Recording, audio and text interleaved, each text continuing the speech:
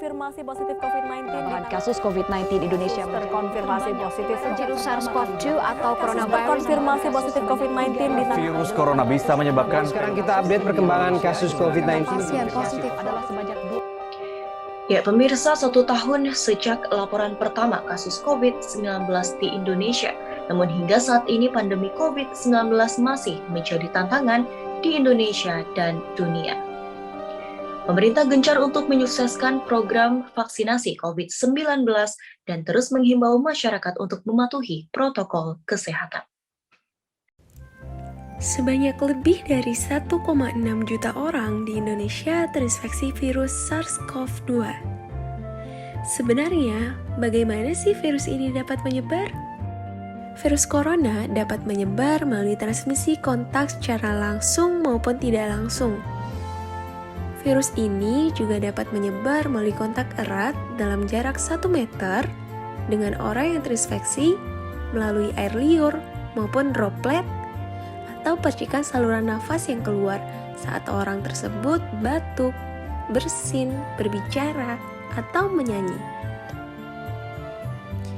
Penyebaran virus ini tentunya harus kita hentikan. Nah, bagaimana sih caranya mencegah penularan COVID-19? Yuk kita simak video berikut ini. Yang pertama adalah gerakan 5M. Teman-teman pasti tidak asing lagi dengan istilah ini. 5M merupakan gerakan pertama, memakai masker. Kedua, mencuci tangan pakai sabun dan juga air mengalir. Yang ketiga, menjaga jarak. Yang keempat, menjauhi kerumunan. Dan yang kelima adalah membatasi mobilisasi dan juga interaksi. Selanjutnya kita beralih yuk ke penjelasan mengenai 5M.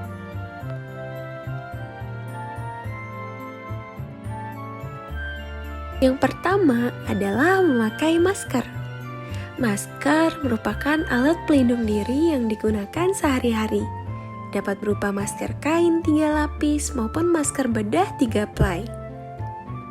Sebetulnya, bagaimana sih cara menggunakan masker yang baik dan benar? Menurut Komite Penanganan COVID-19 dan Pemulihan Ekonomi Nasional 2020, cara penggunaan masker yang baik dan benar ialah: pertama, sebelum memasang masker, cuci tangan pakai sabun dan air mengalir minimal selama 20 detik. Apabila tidak tersedia, maka kita dapat menggunakan cairan pembersih tangan dengan kandungan alkohol minimal 60%.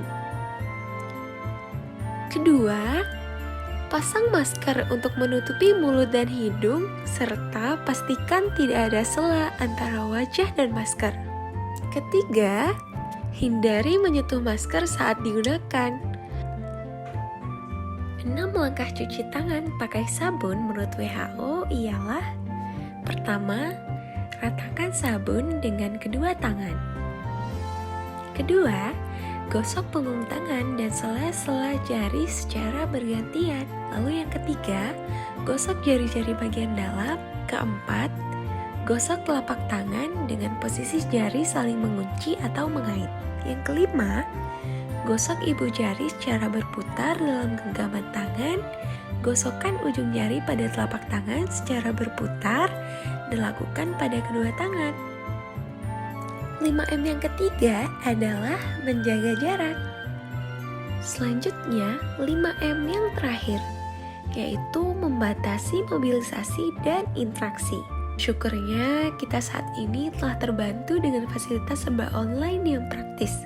Fasilitas umum tentunya berpotensi untuk menjadi tempat penularan COVID-19. Salah satunya adalah penggunaan transportasi umum. Eits, penggunaan transportasi umum tidak dilarang ya. Namun kita harus senantiasa mematuhi protokol kesehatan saat berada di transportasi umum. Jika ingin bepergian dengan transportasi umum, pastikan dalam kondisi sehat Dan jika merasa kurang sehat, sebaiknya tetap di rumah saja ya. Dan jika menggunakan transportasi umum, sebaiknya gunakan transportasi umum dengan kapasitas penumpang yang terbatas. Jangan lupa untuk selalu menggunakan masker dan menjaga kebersihan tangan dengan rutin mencuci tangan atau menggunakan hand sanitizer. Meskipun sudah mencuci tangan, tetap hindari menyentuh mata, hidung, dan mulut. Sebisa mungkin, usahakan untuk tetap menjaga jarak dengan penumpang lainnya. Untuk memenuhi kebutuhan, seringkali memaksa masyarakat untuk datang ke pusat perbelanjaan.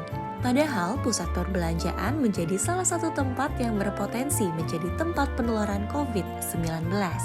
Jangan lupa untuk selalu mematuhi pemeriksaan atau screening pengunjung seperti pengukuran suhu tubuh, menggunakan masker, mencuci tangan di tempat yang disediakan baik dengan air dan sabun maupun hand sanitizer, selalu mengupayakan menjaga jarak minimal 1-2 meter dengan pengunjung lain, atau bisa berbelanja via online agar lebih aman bagi diri sendiri dan orang lain.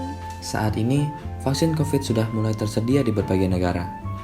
Tujuan utama vaksinasi COVID-19 adalah mengurangi transmisi atau penularan COVID-19 dan menurunkan angka kesakitan dan kematian akibat COVID-19.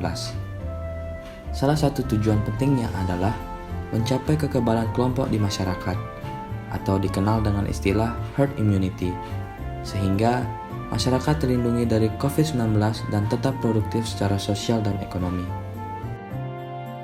Sehingga kita harus turut mensukseskan program vaksinasi. Akan tetapi, perlu diingat bahwa vaksinasi tidak 100% membuat kita kebal dari COVID-19, namun akan mengurangi gejala dan risiko komplikasi yang ditimbulkan jika kita tertular COVID-19. Tenang saja, sebelum divaksin akan dilakukan screening terlebih dahulu. Terdapat kriteria individu atau kelompok yang tidak boleh divaksinasi COVID-19, antara lain: yang pertama, orang yang sedang sakit. Orang yang sedang sakit tidak boleh menjalani vaksinasi.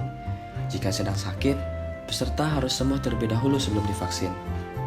Yang kedua, memiliki penyakit penyerta. Orang dengan penyakit penyerta yang tidak terkontrol seperti diabetes atau hipertensi disarankan tidak menerima vaksin. Oleh karena itu, sebelum pelaksanaan vaksinasi, semua orang akan dicek kondisi tubuhnya terlebih dahulu. Mereka yang memiliki penyakit komorbid harus dalam kondisi terkontrol untuk mendapatkan persetujuan vaksinasi dari dokter yang merawat.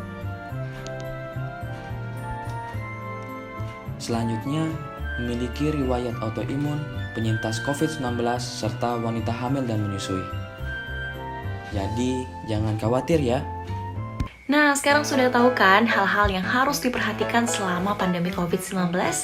Yuk bersama kita putus rantai penularan COVID-19.